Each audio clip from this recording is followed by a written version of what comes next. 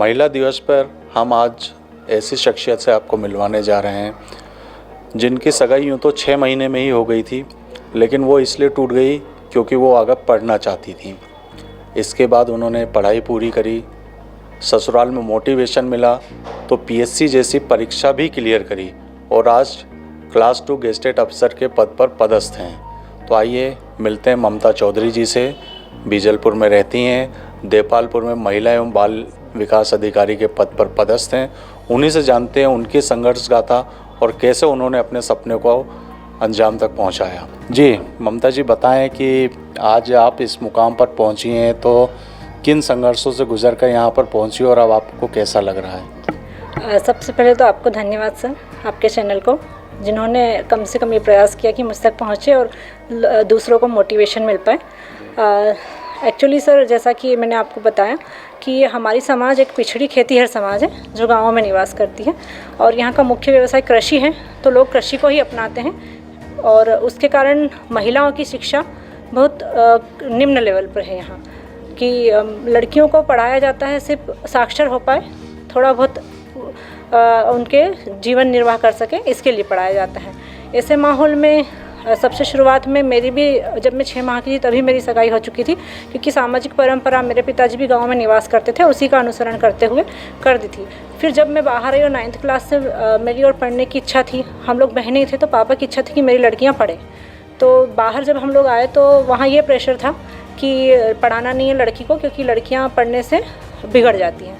तो उसे मेरे पापा ने एक चैलेंज के रूप में लिया कि नहीं, अगर मेरा लड़का होता तो भी मैं पढ़ाता और ये मेरे लड़के हैं।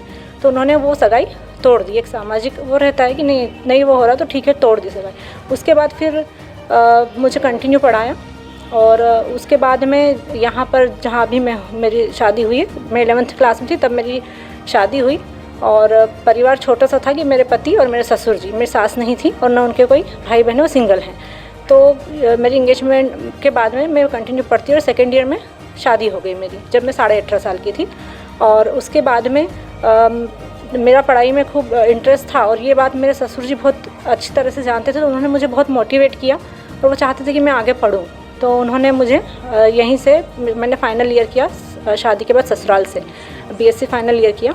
उसके बाद मैंने एमएससी में एडमिशन लिया। ससुर जी ने मुझे एमएससी में एडमिशन दिलाया था गुजराती कॉलेज से, लेकिन परिस्थिति ऐसी रही कि मेरे पापा की तबीयत ख़राब और मेरी तबीयत ख़राब रहने और स्वास्थ्यगत कारणों से मैं आगे कंटिन्यू नहीं कर पाई, तो मैंने फिर वहाँ थोड़ा सा ड्रॉप दे दिया। उसके बाद मेरी बेटी का जन्म हुआ 2005 में।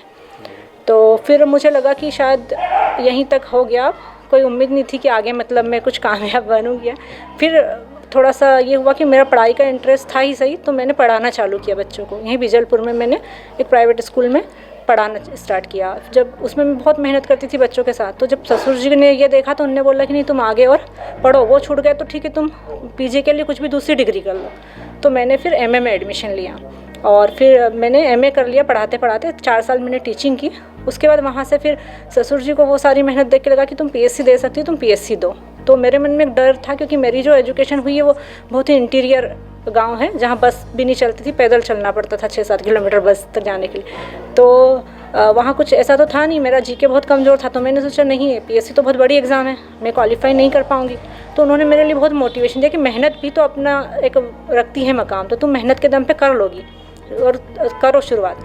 तो जब तक मेरा बेटा भी हो चुका था 2008 में, उसके बाद फिर वो 3-4 साल का हो गया, तब जाके मुझे लगा, ससुर जी हमेशा बोलते रहे, फिर मुझे लगा कि एक बार मुझे कोशिश करनी चाहिए। तो मैंने 2012 से फिर तैयारी शुरू की, जब तक मेरा बीएड और एमएड कंप्लीट हो चुका था। उसके दौरान फिर मैंने 2012 का फर्स्ट अटेम्प्ट दिया पीएससी का, तो मेरा प्री निकल गया, लेकिन मेंस क्वालिफाई नहीं हो पाया। तो मैं बहुत नर्वस थी कि मतलब शायद नहीं हो पाएगा, क्योंकि मेरे साथ 5-7 साल के लोग तैयारी कर रहे थे, उनको देखती थी और मेरे ऊपर घर की जिम्मेदारी, बच्चों की जिम्मेदारी थी। तो मुझे हमेशा ये लगता था कि शायद नहीं हो पाएगा मेरा। फिर वहाँ से फिर से मेरे ससुर जी का मुझे बहुत मोटिवेशन मिला कि नहीं तुम दो। तो मुझे उस समय ऐसा सुनने को मिलता था अड़ोस पड़ोस से, समाज भी छोटी है, ग्रामीण वो है कल्चर, कि ये जा रही है अब 2 बच्चों के बाद, इस समय क्या पढ़ाई होगी, पीएससी के बच्चों का खेल है, नहीं हो पाएगा। तो उन सबको मैंने एक चैलेंज के रूप में लेना शुरू किया कि नहीं, मैं करके दिखाऊंगी। और फिर मैं कंटिन्यू पढ़ती रही। 13 में मेरा प्री भी क्वालिफाई हुआ और मेरा मेंस भी निकला। और उसी समय मैंने व्यापम की जो सब इंस्पेक्टर परीक्षा निकली थी वो भी दी थी, तो वो भी मेरी रिटर्न क्वालिफाई हुआ। फिर मैंने फ़िज़िकल की तैयारी की और मेरा फिजिकल क्वालिफाई होकर फाइनल पोस्ट मिल गई। क्योंकि ये पीएससी की प्रोसेस थोड़ी लंबी होती है, तो इसमें मेरा इंटरव्यू नहीं हुआ था और उधर से मेरा कॉल आ गया था एसआई का, तो मैंने वो ज्वाइन कर ली। उसके बाद ट्रेनिंग के दौरान फिर मैं इंटरव्यू दे के और चली गई, पीएससी का इंटरव्यू दिया और सब इंस्पेक्टर में मैंने ज्वाइन कर लिया। उसके बाद ट्रेनिंग के दौरान ही मेरा रिजल्ट आया पीएससी का और मुझे उसमें ये क्लास 2 पोस्ट मिल चुकी थी। देखिए, जिम्मेदारी बड़ी होती हैं जी। पति की देखभाल, बच्चों को संभालना, फिर पूरे घर की जिम्मेदारी का निर्वाह करना, इस सब के बीच पढ़ाई के लिए समय निकालना और पीएससी जैसे एग्ज़ाम क्रैक करना, कैसे मैनेज कर लिया आपने ये सब? दरअसल होता है कि वाकई में पीएससी के लिए समय देना पड़ता है, और स्पेशली जैसे हम लोग जो बेसिकली ग्रामीण बैकग्राउंड से होते हैं और हिंदी माध्यम एक अपनी जगह वो भी है कि वहाँ पर भी हमें ज़्यादा मेहनत करनी होती है। तो उसके लिए मैंने समय प्रबंधन के लिए घर के में से मैं समय नहीं काट सकती थी, क्योंकि वो मेरी जिम्मेदारी थी। बच्चों को मुझे समय देना ही था, सामाजिक जो निर्वहन वो भी करना था। तो मैंने खुद में से समय निकालना चालू किया कि मैंने टीवी देखना बंद किया। जहाँ भी मुझे लगता था कि ये इन्वेस्ट हो रहा है मेरा टाइम यहाँ, वहाँ से मैंने समय बचाना चालू किया। रात में पढ़ना, अपना रूटीन चेंज किया और उससे मैंने समय प्रबंधन किया। बहुत पहले एक फिल्म देखी थी सूर्यवंशम, जिसमें पति के मोटिवेशन से जो है वो महिला कलेक्टर जैसे पद को हासिल करती है। कुछ ऐसी ही कहानी ममता जी की भी है। ससुराल में मोटिवेशन मिला और आज क्लास 2 अफसर बनकर पब्लिक की सेवा कर रही हैं। तो ममता जी, ससुराल में जो आपको मोटिवेशन मिला, इसमें सबसे ज़्यादा योगदान किनका रहा? सबसे ज़्यादा मेरे ससुर जी का रहा है और साथ में पति का भी बहुत योगदान रहा, क्योंकि उन्होंने अपने काम के लिए कभी वो मुझ पर निर्भर नहीं रहे। मतलब ये होता है कि हम किसी को परेशान नहीं करें, ये सबसे बड़ा सपोर्ट होता है कि उन्होंने कभी, मेरे घर में समानता का भाव है हमेशा।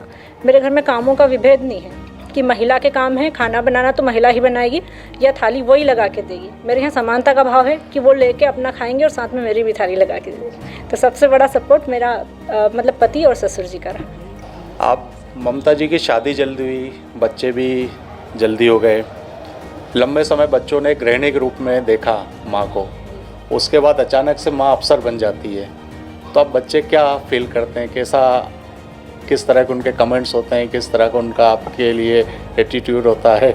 दरअसल बच्चे मुझे ज़्यादातर बाहुबली या फिर आयरन लेडी इस नाम से मतलब घर में पुकारते हैं, क्योंकि उन्होंने मेरा फिज़िकल जब मैं करती थी एसआई का, तब की मेहनत और मेरी पढ़ाई की मेहनत हमेशा देखी है।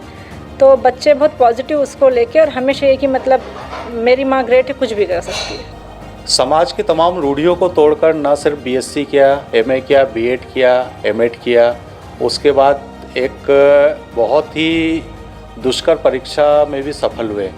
तो समाज वाले जो पहले पढ़ने से रोकते थे, आपकी सफलता के बाद अब उनके व्यवहार में क्या तब्दीलियां आपको देखने को मिली? सफलता के बाद मतलब सबसे बड़ा उन लोगों की मनोवृत्ति बहुत चेंज हुई है कि जो लोग ये बोलते थे कि क्या बच्चों का खेल है, आज उन लोगों की ये नौबत है कि वो अपने बच्चों को मेरे पास भेजते हैं गाइडेंस के लिए कि ममता से मिल के आ जाओ, जाओ पूछ के आओ कैसे तैयारी करनी है। और मतलब पूरा एटीट्यूड चेंज है कि जिन लोगों का सपोर्ट उस समय नहीं रहा, आज वो सबसे बड़े सपोर्ट में खड़े मिलेंगे आपको। तो ये होता है कि सफलता ही लोगों को आपके नज़दीक लाती है, और सफल अगर आप हो गए तो उसके बाद किसी को कोई जवाब नहीं देना होता, आपकी सफलता जवाब दे देती है। बहू को बेटी का दर्जा देना आसान नहीं होता है, वो भी तब जब समाज रूढ़ियों में जकड़ा हो। लेकिन घनश्याम चौधरी जी ने ना सिर्फ बेटी का दर्जा दिया, बल्कि उनकी ख्वाहिशों, उनके ख्वाबों को पर भी लगाए। और आज जब बहू इस मुकाम पर पहुंच गई हैं तो घनश्याम जी से ज़्यादा खुशी किसे हो सकती है? घनश्याम जी बताएं कि आपने किस तरह से इनको मोटिवेट किया, और आज जब आपकी बहू या बेटी हम कहेंगे इस मुकाम पर हैं तो अब आपको कैसा लगता है? स्वाभाविक है, बहुत अच्छा लग रहा है। समाज में जो सम्मान मिलता है वो स्वाभाविक रूप से बहुत अच्छा लगता है, उससे अच्छी कोई चीज़ नहीं होती। समाज जब आपने ये शुरू किया होगा, बहू को पढ़ाने के लिए घर से बाहर भेजा होगा, तब समाज में काफ़ी कमेंट्स आते होंगे, लोग रोका टोकी भी करते होंगे, उस सब से पार पाना आसान तो नहीं रहा होगा? नहीं, उस समय तो हमको दोनों कान बंद करना पड़े थे, क्योंकि कोई क्या कमेंट्स कर रहा है, कोई क्या कमेंट्स कर रहा है, और वो भी उस स्थिति में जिस समाज में लड़कियों को पढ़ाना मेरे ख्याल से उस समय तक तो अपराध माना जाता था। तो हम लोगों ने वो सारी कमेंट्स बंद कर ली कि किसी को कुछ बोलने तो हमें जो करना है हम करते रहेंगे, और हम करते रहे। उसके लिए हमने कभी किसी की न तो सलाह ली न किसी की मानी, हमको जो करना था हमने कर लिया।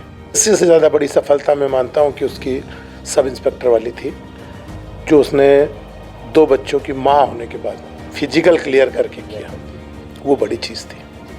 उसके बाद लोगों ने जिन्होंने कमेंट्स किए थे वो सब आके बोले कि नहीं भैया हम तो 2 बार मिठाई खाएंगे। काफ़ी अच्छा लगता है। हाँ, बहुत अच्छा। मतलब जो टोटल नेगेटिव थे वो जब पॉजिटिव होते तो बहुत खुशी मिलती एक अलग ही तरह की भावनात्मक फीलिंग होती है। और आज वही लोग सोचते हैं कि अरे यार अपनी बच्चों को भी इस लेवल पे हमको